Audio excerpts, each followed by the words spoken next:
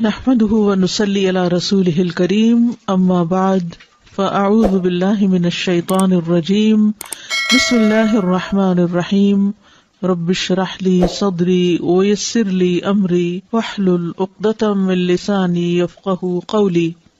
ایک چیز جس کی ہم میں سے ہر ایک کو ضرورت ہوتی ہے وہ ہے استخارہ کرنا۔ حدیث میں آتا ہے کہ حضور صلی اللہ علیہ وسلم صحابہ کرام کو استخارہ کی دعا اس طرح سکھاتے تھے جیسے قرآن کی سورت کوئی سکھائی جاتی۔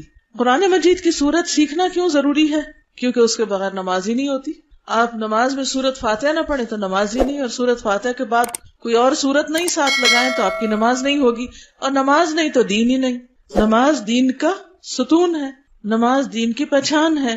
کوئی شخص اپنے آپ کو مسلمان کیسے کہہ سکتا ہے اگر وہ اللہ تعالیٰ کی یہ بات مانتا ہی نہیں، اس کے آگے جھکتا ہی نہیں، وہ بلائے تو آتا ہی نہیں۔ یہ 5 وقت بلاوا آتا ہے، آؤ اللہ کی طرف، حی علی الصلاۃ، حی علی الفلاح۔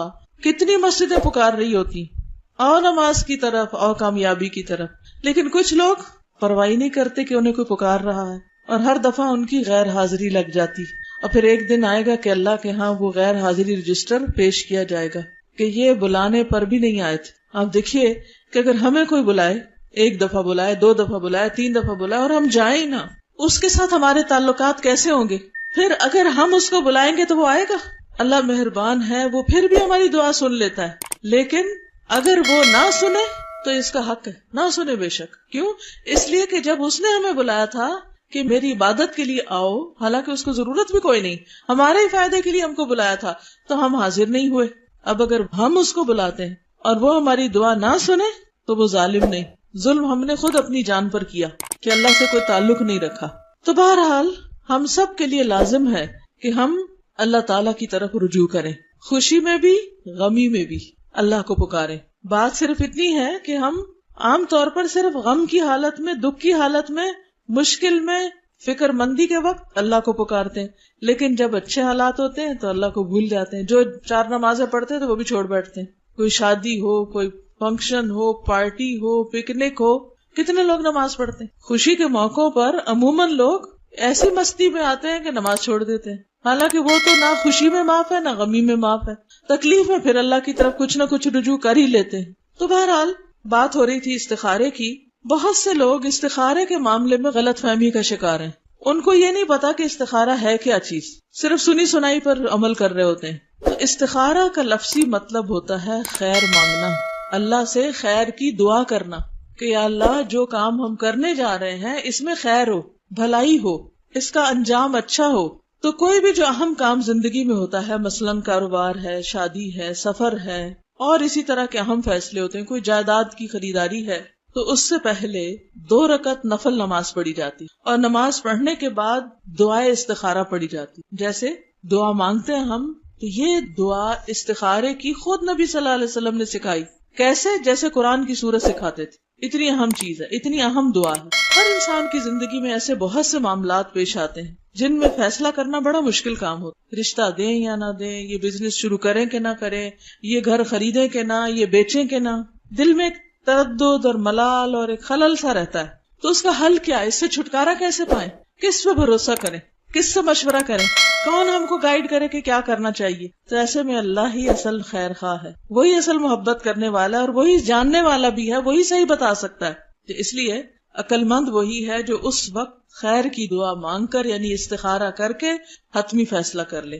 امام ابن تیمیہ کہتے ہیں جس نے اللہ سے استخارہ کیا اور مخلوق سے مشورہ کیا، یعنی اللہ سے بھی مشورہ کرو، اللہ سے بھی دعا کرو، بندوں سے بھی مشورہ کرو، ڈسکس کرو، اور اپنے کام میں ثابت قدمی اختیار کی، پھر اس کام میں جلد بازی نہ کی، یعنی صبر سے کام لیا، بس فوراً نہیں، دعا کی، ذرا سا انتظار کیا اور پھر فیصلہ کیا، غور و فکر کے بعد فیصلہ کیا، ایسا شخص کبھی نادم نہیں ہوگا، پشیمان نہیں ہوگا کہ اس نے وہ فیصلہ کیوں کیا تھا، کیونکہ اس نے معاملے کے سارے پہلوؤں کو دیکھ لیا تھا۔ اسلام سے پہلے کا جو دور تھا، دور جاہلیت، اس میں لوگ مختلف طریقے اختیار کرتے تھے فیصلے کرنے کے وقت۔ جیسے پرندوں سے پال لیتے، وہ 2 پرندے اڑاتے، اور اگر وہ رائٹ سائڈ پہ چلے جاتے تو کہتے یہ کام ٹھیک، اگر الٹے جاتے تو کہتے یہ کام ٹھیک نہیں ہے۔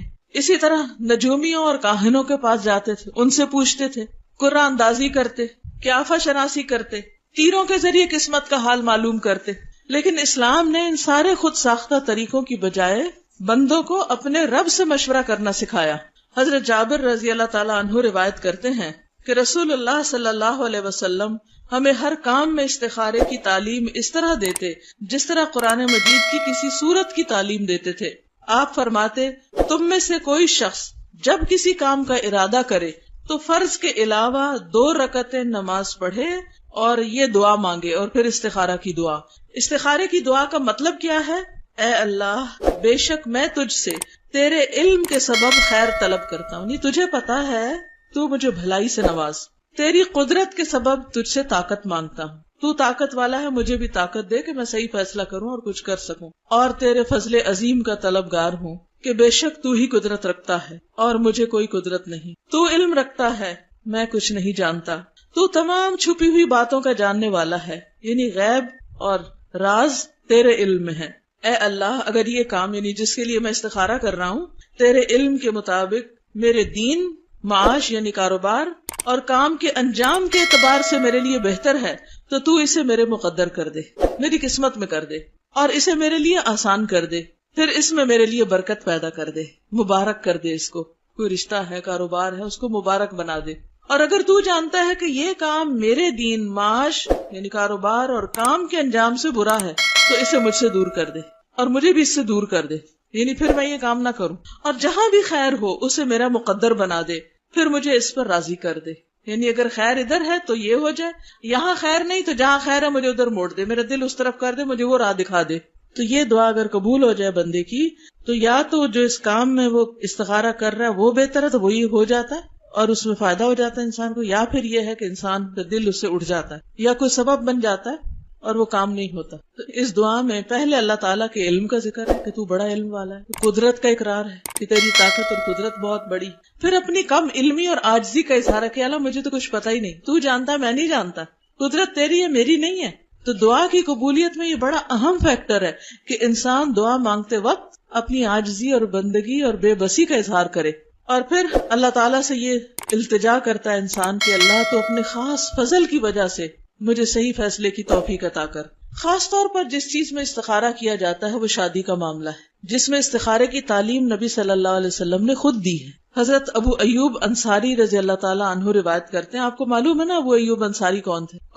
حضور صلی اللہ علیہ وسلم کے میزبان تھے. مدینہ میں ان کے گھر کے آگے اونٹنی رکی تھی اور آپ وہاں تشریف لے گئے تھے. تو ان سے روایت ہے کہ رسول اللہ صلی اللہ علیہ وسلم نے فرمایا منگنی کے ارادے یعنی پیغام نکاح کو لوگوں پر ظاہر نہ کرو. یعنی اگر کہیں سے پروپوزل آیا ہے تو ہر ایک کو بتانا نہ شروع کر دو، اس کو چھپاؤ جب تک کوئی فائنل فیصلہ نہیں ہو جاتا. کیونکہ بعض اوقات کوئی اچھا رشتہ آتا ہے ابھی نظر بھی لگ جاتی، یا یہ ہے کہ اور جو حاسد ہوتے ہیں وہ باتیں کر کے ادھر ادھر خرابی کر دیتے ہیں، رشتہ ہونے نہیں پاتا.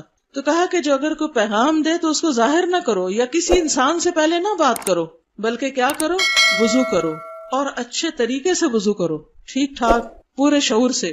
اور ویسے بھی وضو اچھا کرنا چاہیے، کیونکہ ایک مرتبہ نبی صلی اللہ علیہ وسلم نے دیکھا کہ لوگ پاؤں دھو رہے ہیں اور ایڑیاں خشک ہیں، تو آپ نے بلند آواز سے فرمایا ویل للعقاب من النار، ان ایڑیوں کے لیے آگ سے ہلاکت، ان ایڑیوں کے لیے آگ ہے.